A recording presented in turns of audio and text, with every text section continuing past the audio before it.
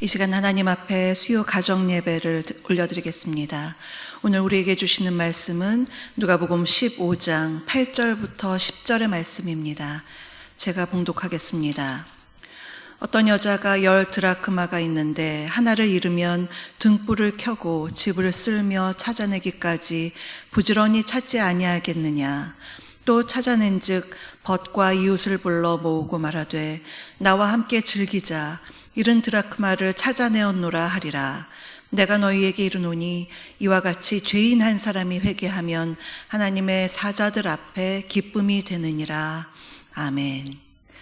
오늘 70 드라크마를 찾는 심정이라는 제목으로 말씀을 함께 나누겠습니다. 여러분은 어떨 때 기쁘십니까? 어린 아기의 환한 미소를 볼 때 참 기쁘고요. 또 요즘처럼 이런 봄날에 피어나는 꽃들을 보면 우리 삶에서 잔잔한 기쁨을 느낍니다. 그런데 이런 정도의 기쁨이 아니라 동네 잔치를 벌일 정도로 아주 큰 특별한 기쁨에 대한 이야기가 오늘 본문이 있는 누가복음 15장에 소개되어 있습니다. 바로 잃은 것을 찾았을 때 느끼는 기쁨에 대한 세 가지 비유의 말씀입니다. 첫 번째 비유는 잃은 양을 찾았을 때의 기쁨입니다. 목자의 말을 듣지 않고 자기 멋대로 다녔던 그 양을 목자가 애타게 찾다가 드디어 찾았을 때 목자는 정말로 기뻐하고 즐거워합니다. 두 번째는 오늘 본문인 70 드라크마를 찾았을 때도 큰 기쁨 가운데 즐거움을 느꼈고요. 세 번째는 우리가 너무나 잘 아는 탕자의 비유, 잃은 아들이 집으로 돌아왔을 때 아버지가 느끼는 기쁨에 대한 비유입니다. 첫 번째, 두 번째 비유는 잃어버린 사람이 그것을 찾으려고 부단히 열심을 다하는 비유고요. 세 번째, 탕자의 비유는 잃어버린 아들을 애타게 기다리다가 그 아들을 맞이하는 아버지의 이야기입니다. 이 세 가지 비유에서 가축이든 물건이든 사람이든 그것을 도로 찾으면 그 기쁨은 말할 수 없다고 그렇게 말하고 있습니다. 이 세 비유의 공통점은요, 잃은 것을 찾았을 때 주변 사람들, 벗과 이웃들, 주변 사람들과 함께 기쁨으로 잔치를 벌이는 것을 볼 수가 있습니다. 그러면 이 세 비유 중에서 오늘 우리가 읽은 본문은요, 두 번째 70 드라크마를 찾는 비유인데요, 다른 복음서에는 없고 이 누가복음서에만 나타나 있는 이 독특한 이야기, 이 비유의 말씀으로 우리 함께 볼 텐데, 그런데 다른 그 15장에 있는 다른 두 비유에 비해서 이 비유는 조금 덜 드라마틱하지 않나 그런 생각이 듭니다. 드라크마 하나를 잃어버렸는데 그것을 찾았다고 이렇게나 기쁠까 하는 그런 의문이 가는 그런 이야기입니다. 잃은 양, 잃은 아들에 대해서 거기에 비해서는 70 드라크마는 좀 작게 여겨지기 때문입니다. 그러나 이러한 우리의 선입견을 좀 잠시 내려놓고 우리 함께 본문 속으로 들어가 보겠습니다. 본문에 한 여인이 있습니다. 그녀에게는 10 드라크마가 있었습니다. 드라크마는 헬라의 은전이고요. 이것은 로마 화폐인 데나리온과 비슷한 가치입니다. 한 드라크마는 성인 남자 한 사람의 하루 노동 품삯으로 그 정도의 가치가 있습니다. 그래서 10 드라크마는요, 금액으로 따지면 그리 큰 금액은 아닙니다. 그러나 이는 단순히 경제적인 가치만으로 따질 수는 없는 것입니다. 왜냐하면 그 당시 10 드라크마는 보통 한 세트로 엮여되어 있어서요, 결혼할 때 남자가 여자에게 주는 사랑의 증표였습니다. 그래서 그것을 받은 여인은 그 10 드라크마 한 세트를 가지고 목걸이나 팔찌나 또 머리 장식으로 지니고 다녔습니다. 여인들은 이것을 아주 자랑스럽게 여기면서 사랑하는 사람이 준 것이라고 이렇게 장식으로 소중히 간직했습니다. 한마디로 우리로 말하면 결혼 반지에 해당하는 것입니다. 그래서 10 드라크마는 돈으로 환산할 수 없이 소중한 사랑의 증표이고 내가 사랑받는 여인이다라는 그러한 자긍심이었습니다. 그런데 본문의 이 여인이 그렇게 의미 있는 10 드라크마 중에서 하나를 잃어버린 것입니다. 하나를 잃어버리면 그것은 온전한 가치를 발휘하지 못하는 것이기 때문에 그래서 굉장히 마음 아프고요. 이건 보통 일이 아니죠.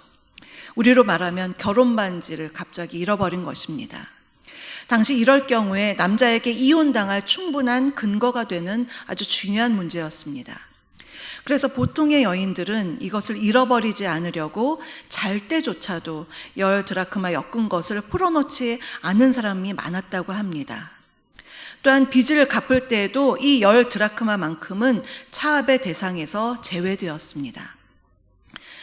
낯선 사람에게는 그것을 만져보지도 못할 정도로, 그렇게 하지 못하게 할 정도로 결혼한 여자들에게 아주 소중한 10 드라크마였습니다. 그런데 그렇게 소중한 드라크마 하나를 잃어버렸다라는 것은요, 그 잃어버린 여인의 마음 얼마나 초조하고 마음이 동동거렸을까요? 하나가 없으면 전체가 없는 거나 마찬가지입니다. 10 빼기 1은 9가 아니라 10 빼기 1이 0이 되는 의미였습니다.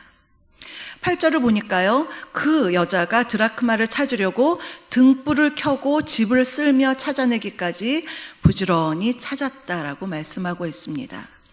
보통 유대인 서민의 그 가옥은요, 창문이 없거나 아니면 있어도 환기를 위해서 아주 조그맣게 있었습니다.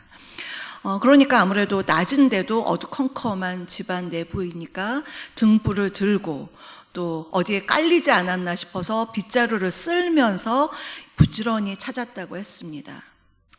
예수님은 이 비유를 잃어버린 주님의 자녀를 찾는 비유로 말씀하셨는데요. 그러면 주님께서 이 비유를 통해서 오늘 특별히 우리 가정에 주시는 말씀은 무엇일까요?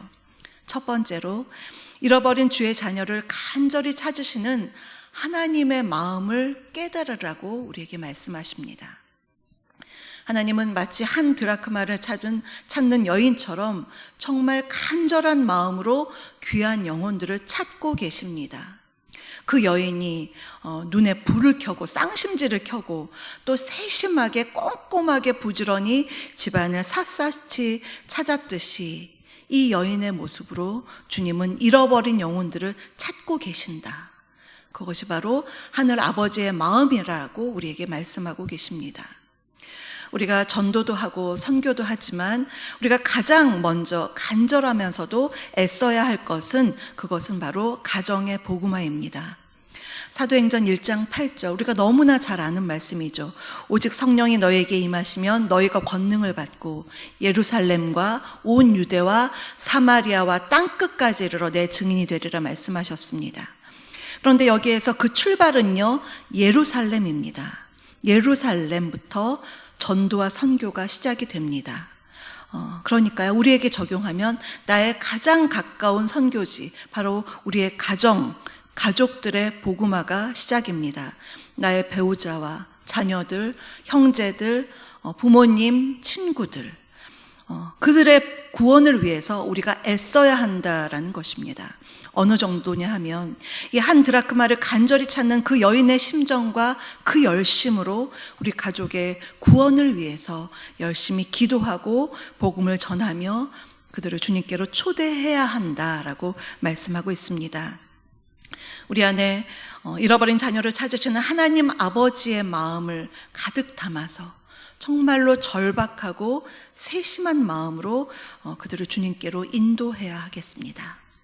두 번째는 잃은 것을 찾을 때의 기쁨을 기대하며 찾으라고 하십니다. 잃은 것을 찾을 때의 기쁨을 기대하며 찾으라입니다.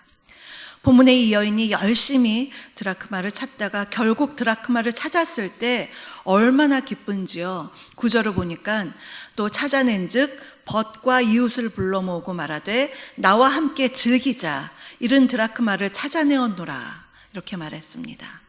자기 혼자만 기쁜 것이 아니라 이웃을 초청해서 동네 잔치를 벌이는 것입니다. 참 아이러니하죠. 한 드라크마 비용보다 잔치 비용이 훨씬 더 많이 들 텐데 그 비용이 아깝지 않을 정도로 이 한 드라크마를 찾은 기쁨이 너무나 큰 것입니다. 이렇듯이 10절을 보면요, 죄인 한 사람이 주님께로 돌아왔을 때 그 기쁨은요, 하나님의 사자들 앞에서도 엄청난 기쁨이라고 말씀하고 있습니다. 주님은 우리에게 한 생명이 천하보다 귀하다고 말씀하셨죠. 그러니 그들을 찾고 구하고 주님께로 인도하는 일은 너무나 큰 가치가 있고 또 우리 주님이 기뻐하시는 일입니다. 이러한 기쁨을 기대하고 소망하는 마음으로 먼저 우리의 예루살렘인 우리의 가족들, 그들을 주님께로 인도하는 온전한 가족의 복음화, 구원을 위해서 그들을 마음에 품고 끝없이 기도하며 간절한 마음으로 주님께로 인도해야 하겠습니다. 하나님은 당신의 잃어버린 자녀를 위하여 지치지 않고 사랑으로 기다리시며 참으시고 찾으시는 하나님이십니다.